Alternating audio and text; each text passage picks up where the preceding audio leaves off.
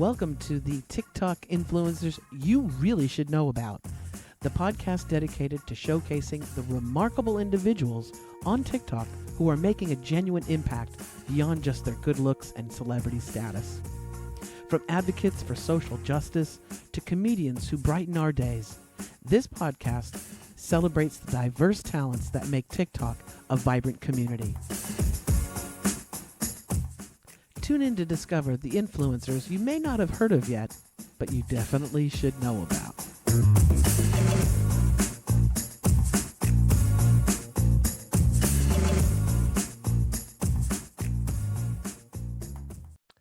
Welcome back to the TikTok influencers you really should know about. Hello, everyone. I'm Christine Blosdale, your business success and media coach. I help entrepreneurs of all stripes get the word out about their business through TikToks, reels, videos, podcasts, books, you name it, anything to do with media.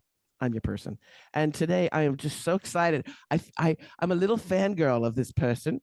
And I have not been stalking her, but I have been watching her TikTok channel and just am blown away by the content that she creates. And I'm going to introduce you to her today so that you can enjoy the videos that she's posting. My guest today is Pattie Asai, and she is also known as the Duchess of Decorum. And her TikTok channel will have a link in the show notes so you can check it out. We'll also have a link to her website as well so you can check her out. But just to give you an idea of why I chose Pattie to be featured on the show, we're going to be playing a clip in just a second about that because, man, you just blow me away, Pattie. Welcome to the show, first of all. Welcome to the show. Thank you. I'm so happy to be here. So, TikTok. Yeah. So tell me, were you on TikTok before you created your channel? Were you just kind of blown away by the algorithm and all that stuff and said, I could do this? Or did you just jump in and say, I'm going to do a channel right away? Well, when the pandemic happened, I did a lot of work with Big Brothers and Big Sisters. So I was going to go speak at a lot of their events. When the pandemic happened, all that shut down. So I had all this information in my head that I wanted to talk about, and I didn't have a platform. So at first I did it on YouTube, and my videos were like 5 minutes long, and no one was watching after like a minute and 25 seconds. I mean, attention span, It right? happens. Yeah. Yes. And back then, this is in 2020, TikTok was only 1 minute, right? You couldn't do more than, right? So I'm like, I'm going to take my talents to TikTok. So I locked myself in my bedroom, in my guest room for 2 days, and I made 100 videos, 100 videos, and I posted them 3 times a day for months and months. Yeah. Wow. Ooh, and how and what happened? I mean, what was the result of that Well, work? it slowly started to get traction, right? You get to 100,000, you're like, 100,000. Then, you get to 200 and it just keeps going up. And I did a video on how many accounts you need to be financially responsible. That has almost 6 million views. And that video just blew up. And it really took me to, I think it was like 700,000. And then my channel just kept growing after that. Now I'm close to 1 million. Yeah, girl. Yes. Okay, we're gonna have a party when you hit that million mark. Me too. Now, your whole thing, for those that don't know yet, the Duchess of Decorum, but you shall, and you will make that million for her, is really empowering women on how to be financially independent and to take ownership of their success. Because for far too long, we have poo-pooed ourselves. We've said, oh, no, he's the breadwinner. He's the guy that we need to support. My kids are the most important thing in my life, which is, it's great. That's wonderful, but really taking a back seat. And so that's one reason also why I really love this. So empowering women to be financially independent, is this just something, a passion of yours you've had for a long time that you wanted to get out? Yeah, I saw it with my mother when we lived in Iran. I'm an immigrant, and my mother had a great job in Iran. And so I saw the power dynamics between she and my dad, and they were equals. Once we came here, due to the language barrier, my mother couldn't work. So my dad was making all the money, and I saw how the dynamics changed in the relationship. And my mom would always tell me, don't be like me. Do you see what happened to me? Because I can't support myself financially. And she had to stay in a mentally abusive relationship with my dad because she couldn't leave. And I'm like, oh no, I am not going to do this. And this happens to women all over the Millions of world, women. Yeah. millions, millions of women, because we're still considered second class citizens when it comes to almost everything, right? And I was like, you know what? I'm going to dedicate this channel really to my mother and to teach women how not to be like her Yeah. and how to be able to leave a relationship if you want to. So were you born in Iran? Yes, I was born there and Ah, I moved here. Hubi. Yeah. That's all I know. Cuba Hubi. Merci. That's Oh it. my That's it. God, that's Yeah. so I had amazing. Iranian friends when I was in Los Angeles, so that's all I learned. Yeah, so it's also, I think, it's our expectations of our little girls. I mean, I'm getting around 60 times around the planet, and when we were young, there was not an emphasis, or it's still today. We're Oh, not teaching kids how to be financially smart, right? At all. But no. I mean, especially with girls. yes, we're still teaching the princess idea of girls. Even little girls you see dressing up as princesses. Why are they dressing up as princesses? Can we put a power suit on this girl? Yeah. Like right? So we still have that thing of, oh, you're a princess. You are going to be rescued by the prince, who's the man. When are you going to get married? Like all the talk around with little girls and their mothers are about like their wedding day. And I can honestly tell you that I never had a conversation with my parents about my wedding day except for when I was not allowed to get married. So it was, yeah, right. They're like, you can't get married until you have finished law school and you have a job. That's when you can even think about getting married. But that's not conventional, right? So most little girls are taught from a very young age of dreaming about that they get married. Like that's an end all be all. And that is Yeah. not an end all be all. Most people are so miserable in marriages. Well, and I remember when I was in my 20s, I came out. I said Mhm. I have to tell my mom and I have to tell my dad. And my Right. dad, I thought my dad would blow his stack because he was a Mhm. conservative, Trumpy kind of guy. Wow. Trump wasn't around then, but you know what Right. I'm I, saying. I get the picture. Watch Fox News and everything. And I thought, oh, he's gonna just lose his marbles. And I told my dad, and he was like, "Hello, I knew, you had a Farrah Fawcett poster in your room." And I was like, "Doesn't everybody have a Farrah Fawcett poster?" And you didn't want your hair to be like hers. It was you were Oh admiring no, her. no, there was something about that picture. I was just like, I just really like that pic. And then so I thought my mom would be an easy one because my mom was like, I love you, love you, love you. You can do anything. My mom's was from Casablanca, so she's Moroccan. And so she'd Ah. be like, Mofi, Mafi, I love you, I love you. And so when I told her, she was devastated. And Oh, and I was so upset because I was like, I'm still your daughter, but right. her whole thing wasn't so much about me being gay. It Mhm. was, well, who's going to take care of you? Right. Now her dream of, watching me walk down the aisle with the attorney or the doctor, Right. Right. because in her world, in her Hmm. lifetime, you needed the man to to to live to Right. and so she was like, well, who's going to take care? And I was like, I'm going to take care of me. What do you mean? I'm not looking for a sugar Yeah. daddy or a sugar mama. I Correct. want to take care of me. And so Yeah. eventually she came around, Right. and she met my now wife and loved Hmm. her and everything. But Hmm. it was a different generation, I think. And it was Yeah. just because that's what they had to go through. Right. And we still are, unfortunately, pandering this to our girls. Yeah. Still, I mean, marriage by definition was a transfer of ownership from a woman, from her dad to a man. So her Ooh, dad was, yeah, her dad was responsible for taking care of her financially, just like you're responsible for taking care of any of your property. And then the dad gave the woman to the man. And that's why it was so important for you to get married, because someone had to take care of you, because we couldn't work, we couldn't have bank accounts. We were just a piece of property. yes. Right. And that's where marriage comes from. And it's the mentality of, unless there is a man, you can't take care of yourself financially. But now, even though we're still able to take care of ourselves financially, the mentality is, unless you have a man, you're not good enough. You're not validated. No one chose you. And I'm like, fuck that. I'm sorry, can I curse? I'm Yes, like, go ahead. fuck that. Are you kidding me? I'm the chooser. Yeah. I don't need to be chosen. And my life is fine without a man. And most women are, and you probably know this stat, that the happiest women on the planet are single women without children. Happiest women on the planet. Yes. Yes. That is a fact. So Yes. why are we so desperate to be married to someone that isn't bringing shit to the table?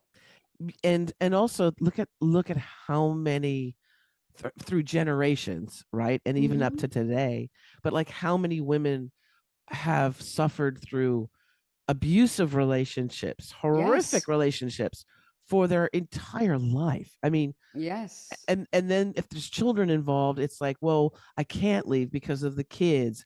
I can't leave Right. because he holds all the cards. And how am I going to Absolutely. eat? How am I going to feed these Hmm. kids?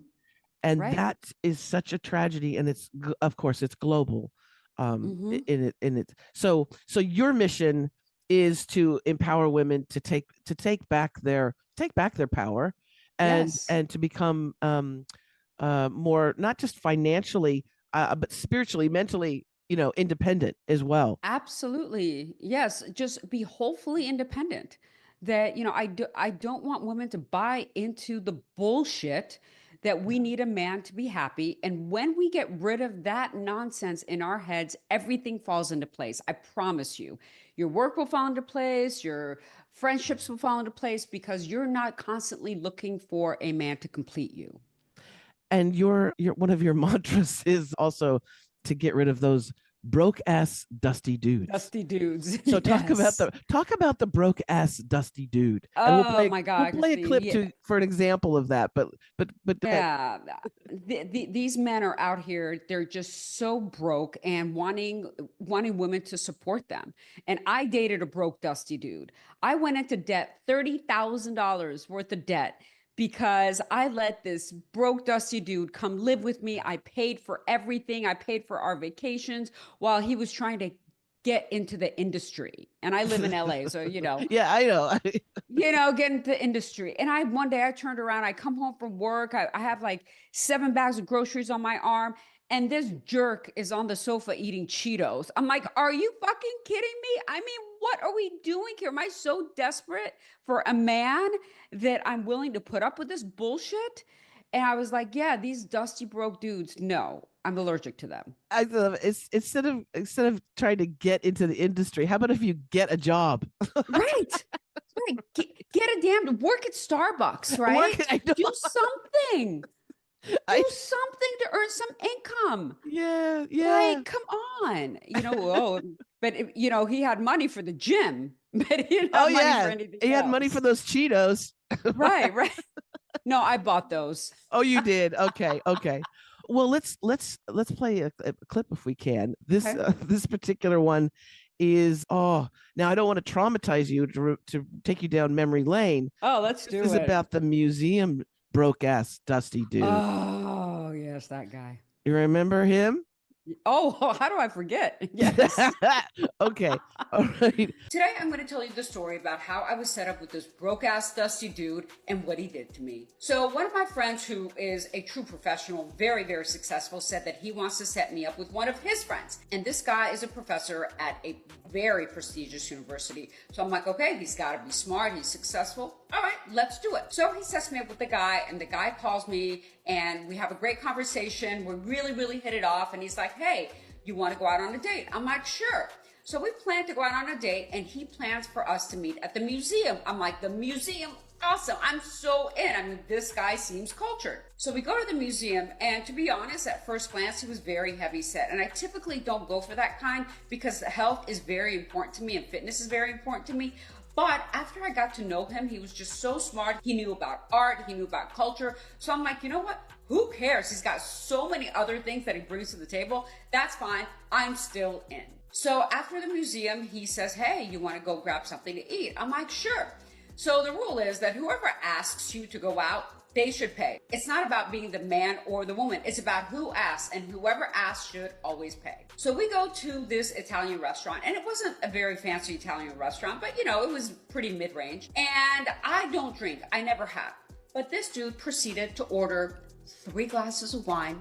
He had the salad, he had the appetizer, he had the steak. I mean, like the $60 steak, okay? And he proceeded to have dessert. Me, on the other hand, I only had water. I had a $22 pasta, and I shared a bite or two of his dessert. So my meal, at most with tip, should have been about $35. So now the bill comes, and I'm thinking in my head, he's definitely gonna pay because A, he asked me out, and B, I mean, compared to what he had, I didn't have very much. So yeah, spend an extra 35 bucks on me. What's the difference? You're already paying over $200 for the food that you had. So then he looks at me and looks at the bill and says, so what do you want to do? And I'm like, what do I want to do? Is this guy serious? I mean, do you actually think that I am going to pay for some of your food? And yes, that's exactly what he was thinking. When he said that, I took out my credit card, and before I could even tell him what I wanted to do, which was I'm willing to pay for my share, he takes my credit card, gives it to the waiter along with his, and says, split it down the middle. You cannot be for real. Oh my God, you for real. I'm like, are you serious? You want to split it down the middle. So at the end of the day, not only are you not paying for me, but you want me to pay for some of your damn food. Isn't that some broke ass dusty shit?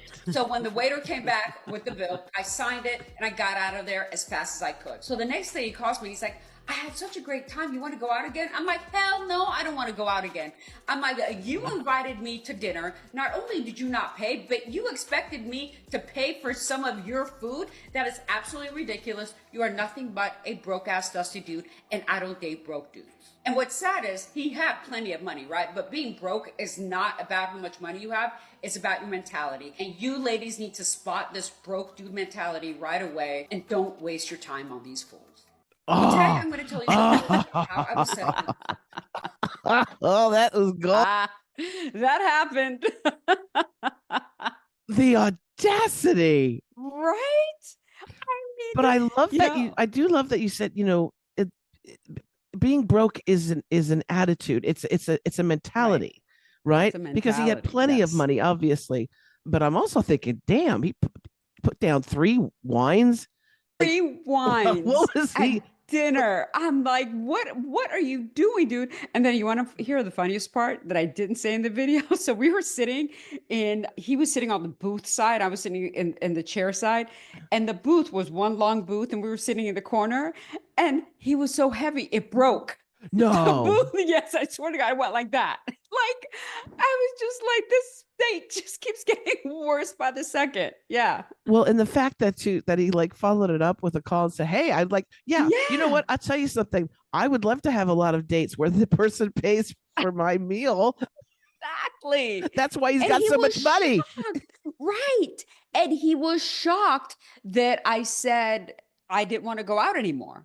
He was so insulted. He was literally insulted because I was like, dude, no. I was like, it was so rude of you. I said, you had all this food and you expect me to pay for you? No. And it's the first date. That's the time when you're trying to impress the person. He's putting his best foot forward. Right? That's his best. He'd also be on the couch eating Cheetos at one time or another. Yes, exactly. I was like, oh no, we are not doing this. No. And he's very famous, by the way. Oh, now he's really? Yes. He's very famous. He provides commentary for a lot of documentaries around African American people. Yes. Oh, okay. Give you some tea. Our little private investigators are. That's another reason why I love TikTok, because I was in radio for 20 years, and the programs that I did were public affairs and interview style things and wellness, a lot of wellness stuff. But there was also like a news division, and I know that mainstream media or lamestream media in the last few years, especially since COVID, really is dying. And the beautiful thing about TikTok, yes, there's the silly, there's people dancing crazy stuff and doing wild and wacky things, but it's really turning into a media resource where you have actual people there, like in disaster zones and war zones, and they're saying, this is what's happening. But people are like, but on the news, they're not talking about that. That's right. And so for the first time in human history, we're Yes. being able to create the content and actually report what's going on in the Exactly. world. And I think And that's why they want to ban it. I know, because there's a lot of stuff coming out. There's a lot of stuff. This diddler thing is just the beginning. Yes. And you're in the belly of the beast with Los Angeles, it's all, all coming out. But that's the beautiful thing about TikTok and the platform. It gives people like you this great platform to educate, to inspire, to kick butt with people that you can make a big impact with. And just like I said, I love your TikTok channel. And we're going to make sure we've got a link in the show notes for people to visit that. And just thank you so much, Pattie. You're welcome back on the show at any time. And just keep creating, girl. You're doing a great job. I appreciate you. This was so much fun. I appreciate you having me on. Thank you. Beautiful. And thank you, wonderful listeners who are listening in on Apple Podcasts, Spotify, Audible, all those different platforms. But if you want to see my guests and you want to see the video that we just played, check us out on YouTube. Of course, it's called the TikTok Influencers You Really Should Know About. So share this as well if you got a kick out of it and you want to share this with others. Put that on your social media. That'd be great. If you want more information about the media coaching that I do, you can go to christineblosdale.com. That link will also be in the show notes. And just keep scrolling. That's the message. Keep scrolling, keep creating, and we'll see you again real soon.